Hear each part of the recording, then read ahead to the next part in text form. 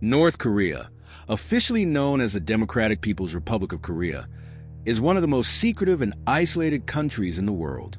For over 7 decades, the country has been ruled by the Kim family dynasty, creating a highly controlled society that operates in stark contrast to much of the rest of the world.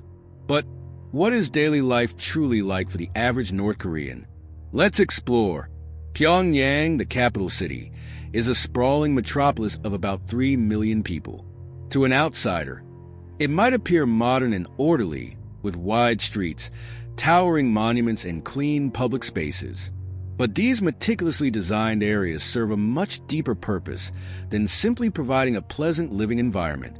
Pyongyang is the heart of North Korea's political system, and everything here is built to promote the image of a powerful and successful state. However, there's an eerie calm on the streets. While Pyongyang may seem impressive in appearance, it's surprisingly empty. The city is under heavy surveillance, with a limited number of people allowed to live here. Ordinary citizens don't have the freedom to simply move to the capital or live where they choose.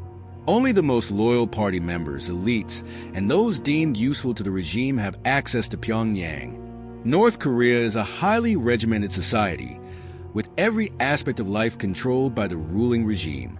People are expected to show unwavering loyalty to their leaders, beginning with Kim Il-sung, the founding father, and continuing with his son Kim Jong-il and grandson Kim Jong-un, who currently leads the country.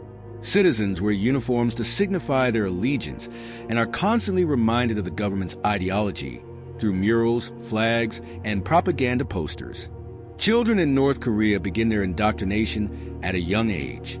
From kindergarten, children are taught to revere the ruling Kim family.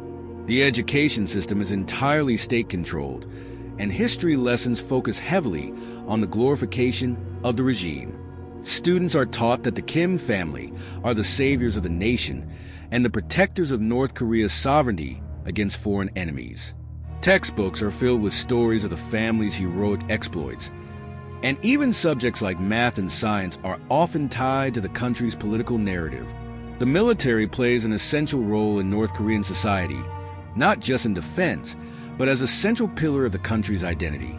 In fact, North Korea's ideology of Sungun, or military-first policy, means that the army is prioritized above all else. Young men are conscripted into the military, and even children are taught military drills at school. Every year, the regime organizes grand military parades to showcase their power as a reminder to the citizens of their loyalty to the state, and to intimidate the outside world. Despite the grand displays of power, the everyday life of many North Koreans is far more modest. Most people live outside of Pyongyang, in rural areas where conditions are basic.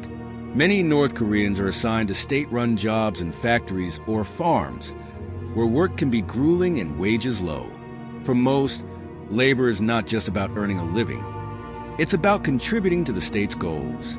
People work long hours, often in harsh conditions, and the rewards are minimal.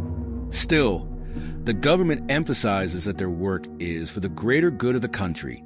Though the government controls nearly all aspects of the economy, in recent years, small markets have emerged where North Koreans can buy and sell goods.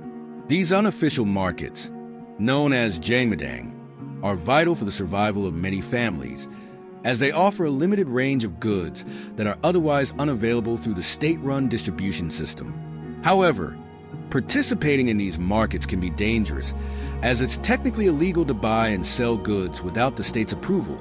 In the countryside, life is even harder. The rural population lives mostly on collective farms, where crops and labor are shared among the community. However, these areas often suffer from chronic food shortages and limited access to basic services. Many rural families must supplement their meager government rations by foraging, growing their own food, or relying on informal trade. Despite the country's ideological commitment to self-reliance, North Korea is frequently hit by food insecurity, a result of poor agricultural policies, weather challenges, and international sanctions. North Korea's tightly controlled media paints a picture of a country surrounded by enemies, but triumphant under the leadership of the Kim family. There is no independent press, and all media outlets are state-run. From newspapers to TV broadcasts, every piece of news is carefully curated to maintain the government's narrative. The media is a tool of propaganda, glorifying the regime and casting any criticism or dissent as acts of treason.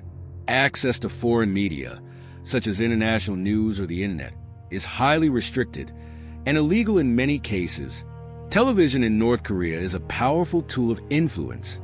State-run television often airs documentaries that extol the virtues of the ruling family, along with daily news updates that focus on the achievements of Kim Jong-un. In contrast, there are almost no programs for entertainment.